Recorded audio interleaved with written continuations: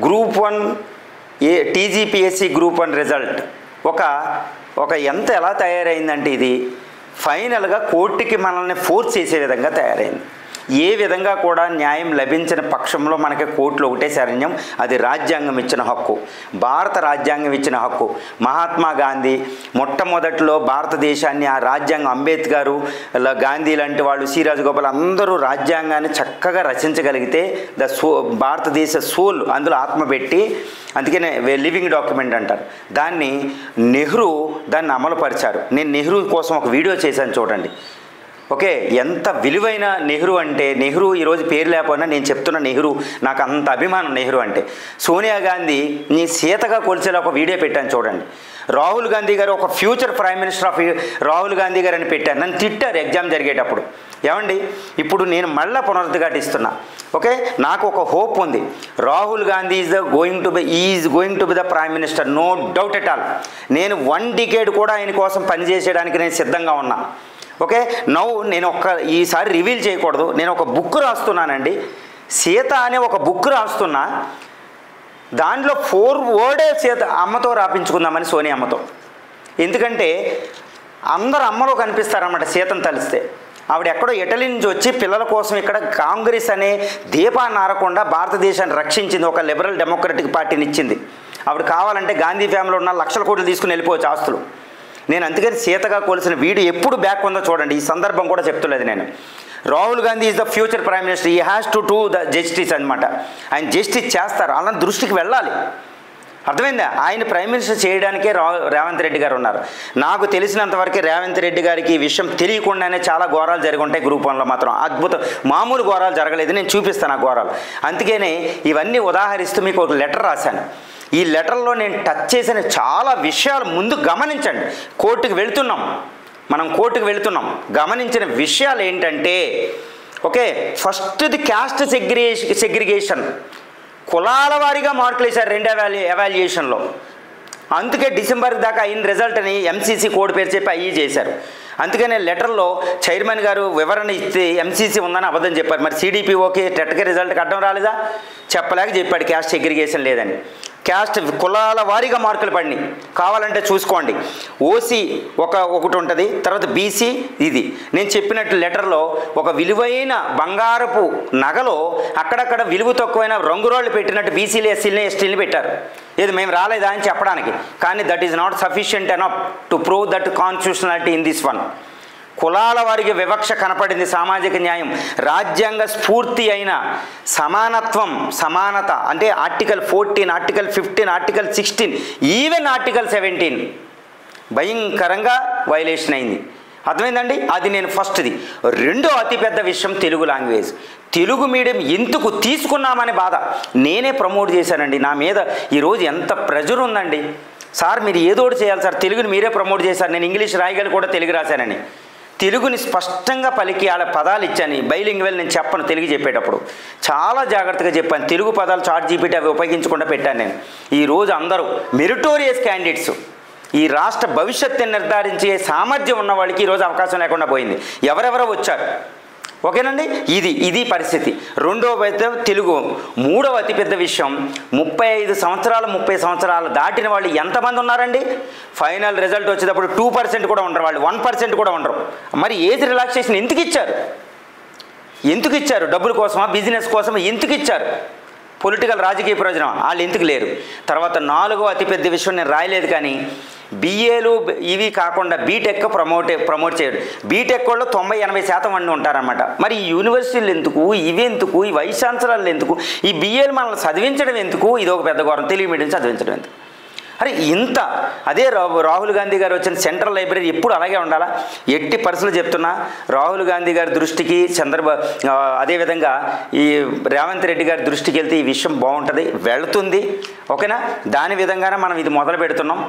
2 ప్రోగ్రాంలు ఉంటాయండి. ఫస్ట్ది నేను కోర్టు చెప్తున్నా, రెండోది తర్వాత చెప్తాను. ఎవరో రోడ్డు మీదకి రానవసరం లేదు.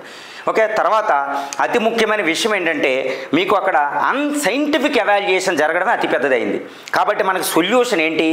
రీఎవాల్యుయేషన్, అంతే, దట్స్ ఆల్. మరి రీఎవాల్యుయేషన్ వచ్చి కోర్టుకు వెళ్ళే దృష్టిలో ఆదేశాలు వచ్చే లోపల ఎగ్జామ్ జరిగిపోద్ది. కాబట్టి ఇమీడియట్గా స్టే కావాలి, రిజల్ట్ మీద స్టే కావాలి. స్టే వచ్చి రీఎవాల్యుయేషన్ కోర్టు నుంచి ఆదేశాలు రావాలి. మనం అర్థమైందండి, క్యాన్సిల్ కోరుకోవడంలే, రీఎవాల్యుయేషన్ కోరుకుంటున్నాం. పునః మూల్యాంకనం జరిగితేనే ఇవన్నీ సాల్వ్ అవుతాయి, పై ప్రాబ్లమ్స్ అన్నీ సాల్వ్ అయిపోతాయి. క్యాస్ట్ కులాల వారీగా మార్కులు వేయడం. 2 తెలుగు భాష సంస్కృతి. ఈరోజు మరాఠీ కర్ణాటకలో గేస్ మార్కులు ఉన్నాయి, తమిళనాడు ఎలాగా, మరి మనదేంటి? ఇదే సంస్కృతికి మూలం కదా. వీళ్ళందరూ రావాలి. ఇప్పుడు సంస్కృతికి మాట్లాడిన వాళ్ళు అందరూ మీకు రావాల్సిన అవసరం మనకి పడుతుందన్నమాట. ఓకేనండి. దాని తర్వాత ఇది ఏజు, ఇలా ఎన్నో అన్సైంటిఫిక్ రీఎవాల్యుయేషన్ జరిగింది. అసలు union public service UPSC pulse Indian DNA తెలియని వాళ్ళు చేసేసారు ఎవాల్యుయేషన్. కమిషన్ గుడ్ గవర్నెన్స్ లేదు, లోపల గుడ్ గవర్నెన్స్ లేదు, చెక్ చేసుకుంటా, మార్కులకి స్కేలింగ్ ప్రాసెస్ లేదు, ఏది వస్తే అది ఈ కంప్యూటర్ ఆపరేటర్లు ఏ హై హ్యాండెడ్నెస్ పెట్టేశారో తెలియదు. ఇప్పుడు మనం కమిషన్ చైర్మన్ గారిని నేను ఏమనలేను, గవర్నమెంట్ని ఏమనలేను. ఓకేనండి. ఇప్పుడు జరిగింది ఎక్కడ కింద హై హ్యాండెడ్నెస్ ఏదో జరుగుండదు, గుడ్ గవర్నెన్స్ లేదు అక్కడ, కంప్యూటర్ ఆపరేటర్ లేరు. ఎందుకంటే ప్రతి ఇన్ఫర్మేషన్ బయటకు వస్తే ఎప్పుడు పడితే అప్పుడు సర్వీస్ కమిషన్ నుంచి. సో ఈ విధంగా మనకున్న ఒక దిక్కు article 32. Ambedkar, doctor B R Ambedkar చెప్తారన్నమాట, భారతరత్న అంబేద్కర్ రాజ్యాంగ పరిహారపు హక్కు ఆర్టికల్ 32 మీకు తెలుసు.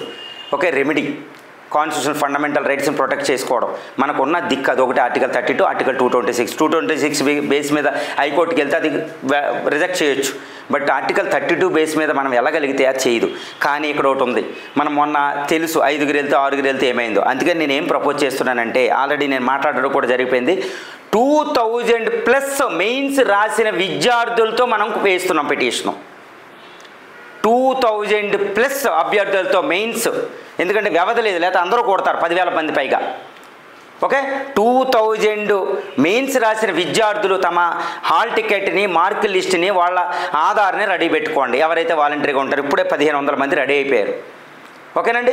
మీరు రూపాయి నుంచి కాంట్రిబ్యూట్ చేసుకోండి. నేను ఈ సాధ్యాలు దీనికి ఏం కావాలో గూగుల్ ఫామ్ ఫిల్ చేసి మీరు ఎక్కడ ఉన్న వాళ్ళు అక్కడికి వచ్చి మీకు అన్నీ చేసే విధంగా నేను అరేంజ్ చేస్తాను. చాలా as early as possible, as soon as possible. అంటే మనం నెక్స్ట్ వీక్లో మండే నుంచి ఏదో ఒక సమయంలో మనం కోర్టులో పిటిషన్ వేసి 2000+ మెయిన్స్ రాసిన విద్యార్థులతో వేపిస్తున్నాం. ఇక్కడ తెలుగు వాళ్ళు, ఇంగ్లీష్ వాళ్ళు, లోవర్ క్యాస్ట్లు, కుల వివక్ష ఆధారంగా, ఓకే, BAలు బీటెక్లు చదివిన వాళ్ళు, ఎస్పెషల్లీ రూరల్ పీపుల్ అందరూ అన్యాయం అయిపోయి ఉన్నారు. అందరూకి ఒకటే పరిష్కారం ఏంటో తెలుసండి. Even union public service commission రాసిన విద్యార్థుల పరిస్థితి దీనం. ఎందుకంటే మేము యూనియన్ రాసాం, పబ్లిక్ సర్వీస్ కమిషన్ మేము ఇంటర్వ్యూకి వెళ్ళామని తల కొట్టుకుంటున్నారు తల్లిదండ్రులకు మార్కులు చూపించలేక. ఒక అబ్బాయి ఢిల్లీ నుంచి ఫోన్ చేస్తున్నారు, పవన్ రెడ్డి అని నాతో, సార్ నేను యూపీఎస్సీ ఇంటర్వ్యూకి వెళ్ళాను సార్ ఢిల్లీ నుంచి, నాకు ఏంది ఇలా ఏడ్చేస్తున్నారు ఆయన. సార్ ఘోరం సార్, అందరూ అన్యాయం అయిపోయారు ఇక్కడ. నేను చెప్తున్నా కదా, ఈ అన్యాయం మీరు వాళ్ళు తక్కువ రాసింది ఎంత వస్తే బాగుండు. ఎంత ఘోరం అంటే అన్సైంటిఫిక్ ఎవాల్యుయేషన్ ప్రాసెస్ జరిగింది. This is the biggest only solution, only panacea, సర్వరోగ నివారణ ఏకైక పరిష్కారం రీఎవాల్యుయేషన్ పెట్టకుండా కమిషన్ ముందుకెళ్తే దాని కాన్స్టిట్యూషనల్ వ్యాలిడిటీ లేదు, ఎవరూ దాన్ని నమ్ముతులేదు. ఈ విషయం నేను చెప్తున్నానండి, నా నోటితో నేను చెప్తున్నా, మీ ఫస్ట్ నుంచి చెప్తున్నా, ఎట్టి పరిస్థితుల్లో కోర్టు స్టే మనం తెచ్చుకోగలుగుతాం. అదేవిధంగా రీఎవాల్యుయేషన్ మనం సాధించగలుగుతాం. ఎందుకంటే బిలీవ్ ఇన్ భారత న్యాయ వ్యవస్థ యందు బిలీవ్ చేద్దాం. ఆ కాన్స్టిట్యూషన్ మించిన లేదు. నాకు తెలుసు ఆ విషయం. ఓకే, ఎట్టి పరిస్థితుల్లో న్యాయం జరిగింది. మొన్న వెళ్ళింది వేరు, ఇప్పుడు వెళ్ళింది వేరు. ఎవ్వరూ డిమోరలైజ్ అవ్వద్దు, అందరూ ఉండండి, రోడ్ల మీదకి రాకండి, జాగ్రత్తగా ఉండండి, డిమోరలైజ్ అవ్వకండి. కోర్టు మనకు న్యాయం చేస్తుంది, కంగారు పడకండి. 2000+. నేను రేపు పొద్దున్న లైవ్ 9 o'clock లైవ్ ఉంటుంది. ఈ లైవ్లో మీకు సాధ్యాలు అన్నీ చెప్పేస్తాను. రేపు సండేలో, మండే లోపు మనం అంతే అరేంజ్ చేసుకుంటూ ఎట్టి పరిస్థితుల్లో 2-3 daysలో మనకు అది పడిపోతుంది. రిజల్ట్ని మనం స్టే తెచ్చుకుని రీఎవాల్యుయేషన్ అనేది ఘనకార్యంగా సాధించుకుంటాం. ఈ మోయిన్ వల్ల రాహుల్ గాంధీ కొరకు కూడా ఒక మంచి లెటర్ ఫ్రేమ్ చేస్తున్నా. ఓకే, ఆయన తప్పకుండా ఈ దృష్టికి వెళ్తే సీఎం గారు రేవంత్ రెడ్డి గారికి కూడా ఈ దృష్టికి తీసుకెళ్తాను. ఎట్టి పరిస్థితుల్లో లెటర్ రాద్దాం. లెటర్ అనేది బెస్ట్ కమ్యూనికేషను. ఎట్టి పరిస్థితుల్లో కూడా మనకు న్యాయం జరుగుతుంది, రీఎవాల్యుయేషన్ జరిగి తీరుతుంది. అందరూ హ్యాపీగా ఉండండి. Okay, thank you very much.